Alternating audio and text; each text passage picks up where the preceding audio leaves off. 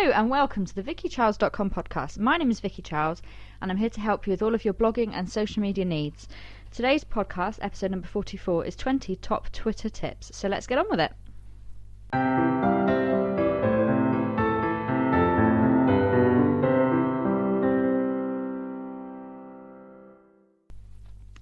So welcome to episode number 44 of the VickyCharles.com podcast. Today's podcast is 20 top Twitter tips. I'm just going to take you through a quick list of 20 tips that you can have a go at on Twitter. Just to let you know, the show notes for this and all previous podcasts can be found at VickyCharles.com/podcast. And let's get on with that list then. So tip number 1 for Twitter is your profile picture. It should be the same as other social media websites so that it's easier that people can see you and they can definitely tell it's you that they're following. And also the same, if you've got a photo of yourself on your website, try and keep it consistent with that as well, again, so that people know it's definitely you. You should be clearly recognisable. If you have a look at your Twitter timeline, you see how small the profile picture is next to a tweet. You want to make it really obvious anytime you're tweeting that people know it's definitely you that's doing it. So try and make it kind of quite a close picture of your face, or something that's instantly recognisable as you at least. Tip number 2 is structure your tweets. So don't just kind of jib on about blah blah blah blah and here's a link. A good way to do it is your topic or the message, what you're trying to say, the title of your blog post or the article, then the link, and then a hashtag at the end. Tip number 3 is to curate. So use sites like Clout, gives you ideas of posts, blog posts and articles. You can even use things like StumbleUpon to find content that people will find interesting within your niche, or something that's just generally interesting or useful. Share and retweet links from a wide range of sources. So, I mean, even if you're retweeting other bloggers or other people within your niche, following a hashtag and retweeting that, just try and share from a wide range so that people kind of will know to come to you because you share a wide range of information. You're always sharing interesting articles and so on. Tip number 4, show your personality. So don't just tweet about your business, your blog, whatever, don't just kind of follow, like, toe the company line kind of thing. Include funny things, observations, little, things that something that's happened to you at the shop this morning, funny things people have said, things like that, so that it shows who you are and what you find amusing. They say your vibe attracts your tribe. So show your vibe, show people who you are to see, so that you're getting the right people following you. Tip number 5 is to tweet pictures. I don't know about you, I follow a lot of people and my main timeline moves really, really quickly. So if I see a picture on my timeline, that will stand out a bit more. And pictures do stand out more on Twitter. They get more real estate on a timeline no matter how fast it's moving. If it's an interesting looking picture, it has an interesting design or something, people will pick it up, bright colours especially. You want to use a landscape picture with a 2-to-1 ratio. So yeah, 2-to-1 ratio is fairly obvious, isn't it? They increase your chances of being seen, and that increases your interaction, and the interaction is what you're after, isn't it? Tip number 6, treat it like a pub. I love this. Thomas Power says this all the time, treat Twitter like a pub. So when you walk into a pub, you don't go, buy my stuff, go to my blog, go to my website. Yeah, you will chat to people, engage with people. Don't just tweet people and say, I run this shop and you should come to it, or you should come to see my website. Just chat to people generally, and let it come up in conversation, or not come up in conversation. They might find you so interesting they go and look at your bio and want to learn more about you. Don't just kind of try and shove it down people's throats, because it doesn't work. Tip number 7, this one might be quite controversial actually. It's respond to nearly everyone. If somebody asks you a question or gives you a compliment, always answer them.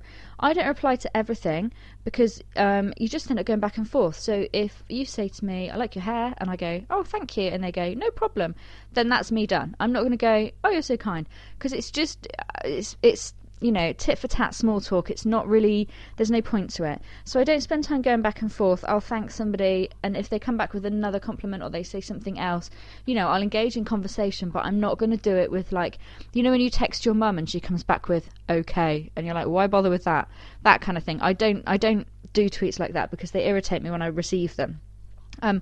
I don't thank everybody for retweeting me either. I take a part in a lot of hours and hashtag days and things, and I run my own hashtag as well on a Saturday, hashtag archive day, and I retweet a lot of people, and I don't expect people to thank me for it. I also don't expect tit for tat retweeting. that annoys me, and I don't see the point in it. You should retweet me because I've said something interesting or something, not because I retweeted you. And I don't expect you to thank me for retweeting you, much as I wouldn't be. It sounds harsh, but I can't be bothered to thank you for retweeting me. Some days, if I'm running a competition or something, I'll get a lot of retweets, and I just don't have time to tweet every single person, as I'm sure you don't me. So let's just not, shall we? Tip number 8 is be sparing with the mundanity. I'm going to the shops now. I'm doing the school run now. I had toast for breakfast. Every now and then that's great because, like I said before, it shows who you are, it shows your personality, it shows what you're up to. Perhaps you're quite quirky and funny. But in the general scheme of things, like I'm doing the school run, yeah, great. Like you tweet that every day, it's like, oh great, yeah, 4 o'clock. Most people are. Like, what are you going to say? Just so, there's nothing wrong with tweeting the odd kind of I am eating cheese status, but keep it to a minimum. Tip number 9 is to ask questions. I love this one. I love asking questions on Twitter because with a carefully placed hashtag you can get so many fantastic answers. The great one, obviously, hashtag ask Twitter. But, if you've got a question about, something, don't ask political questions on Twitter. That would be really silly. If you've got a question about something, ask Twitter. Ask if it's about a particular band or a particular TV show, include a hashtag. People also, they like to feel like they're helping you. So if you say, what should I cook for tea, or I've got this and I don't know what to do, or does anybody have any good ideas for this? People love to feel like they're useful. Quite often you get people sending you a barrage of, or I tend to get like a lot of, I wrote a blog post to that, have a look here. But it's all people trying to be helpful and useful.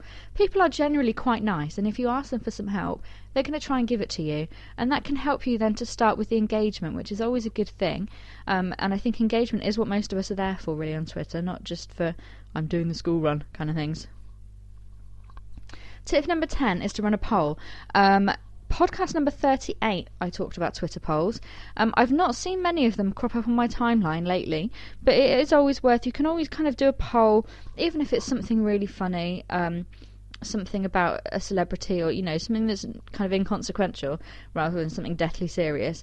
It's just something that's a bit funny, isn't it? It's a bit different. It's a bit more interesting. People might enjoy it, and it just kind of breaks up the monotony. Really, it's something different for people to see on their timelines. Tip number 11 is use lists and use them wisely. There is a great app called Do You Even List, which I use. You log into it through your Twitter and it tells you, or it produces for you, a list of people, I think your top 20 people that you've interacted with in the last week. And I use that because they're the people I've talked to the most. My timeline, as I said, moves really quickly, and if I just try and follow it on my own, I don't really stand a chance. So Do You Even List will pull out the 20 people I've interacted with the most.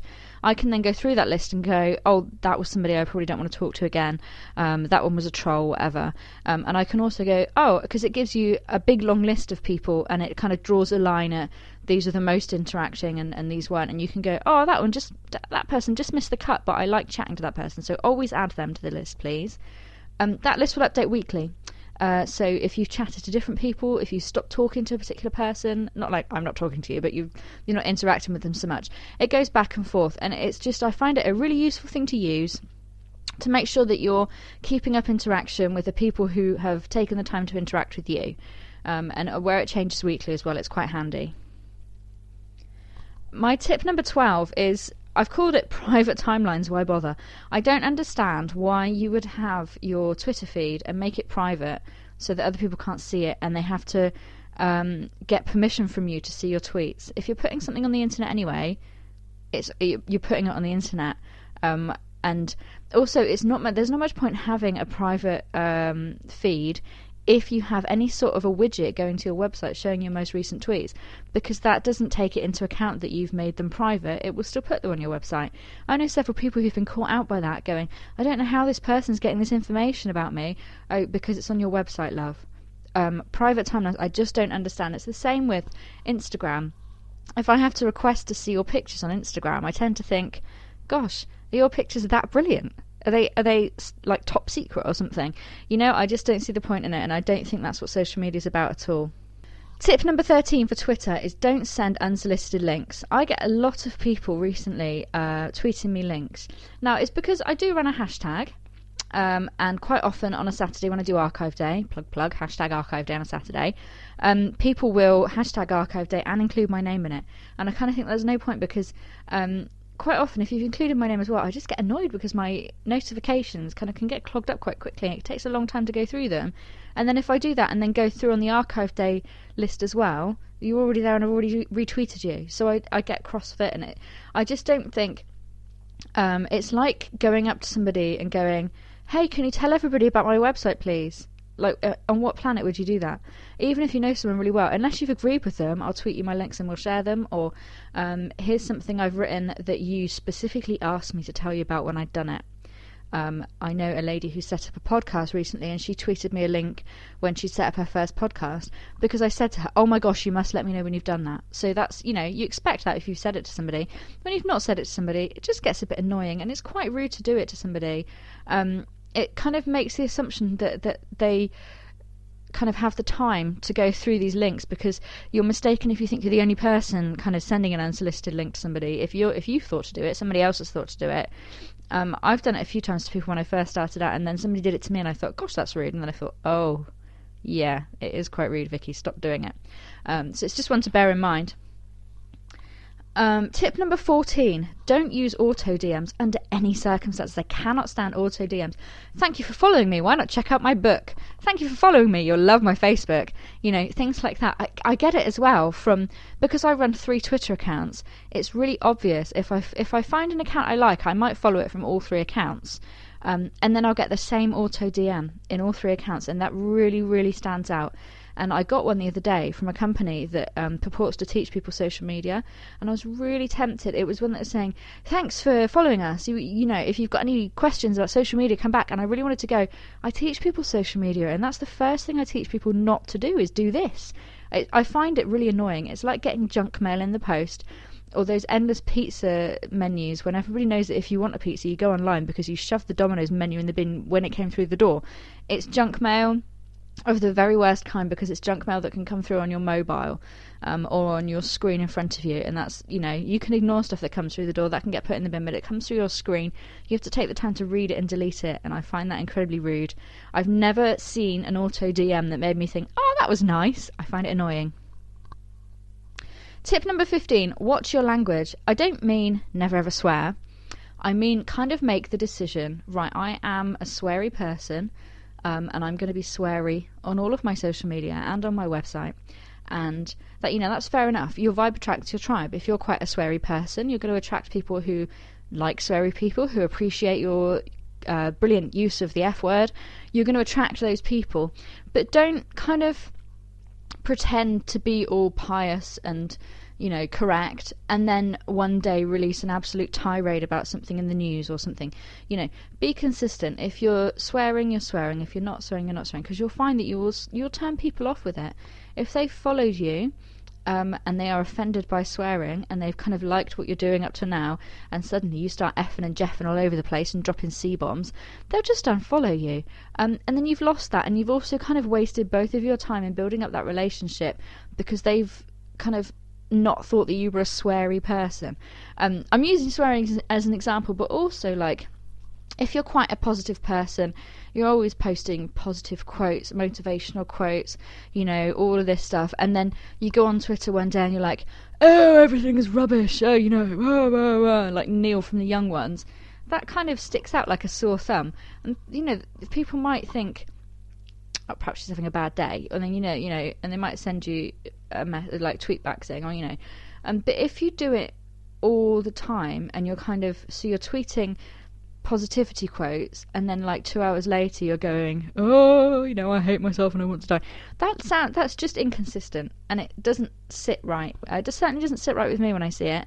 I'm the first person to admit that I do tweet from time to time going, gosh, I'm so tired, I just want to lay down and cry. But on the whole, I try and keep it upbeat, and there's it's about getting that balance right, and be yourself, but just try not to be too, not fake, but try and just be aware that if you post differing things, you're going to look like you're fake in one way or another. Tip number 16 for Twitter is don't feed the trolls.